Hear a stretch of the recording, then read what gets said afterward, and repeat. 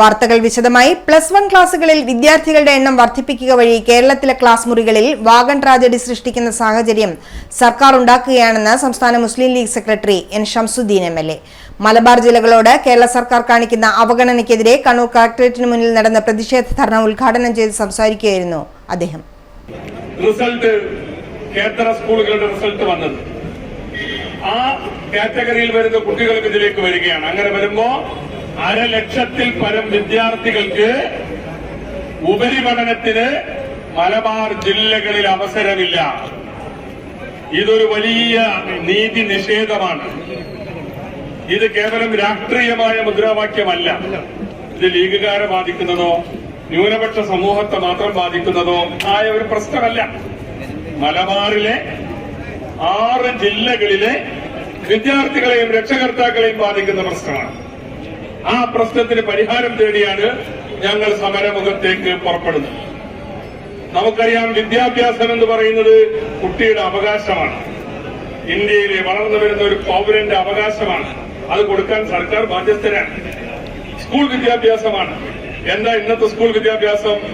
-2 മുതൽ +2 വരെ സ്കൂളാണ്.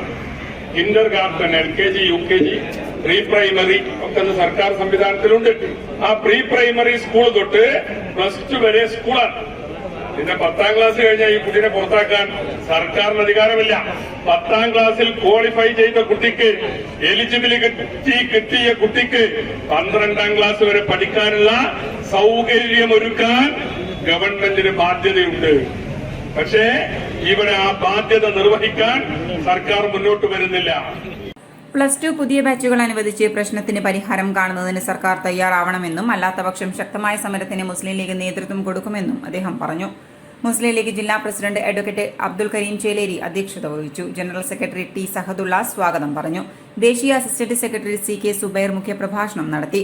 Kattoor Mahmood Kadavathur, KP Thahir, advocate KA Latheef, VP Vamban, Ibrahim Munderi, mayor മുസ്ലിം മഠത്തിൽ KV Muhammad Ali Haji, Ibrahimkutty Thiruvattoor, TA Thangal, Ansari Thillankeri, MM Kareem, UP Abdurahman, CK Muhammad master, Mahmood Allamkulam, TP Musthafa Chendayad, BK Ahmed തുടങ്ങിയവർ സമരത്തിന് നേതൃത്വം നൽകി.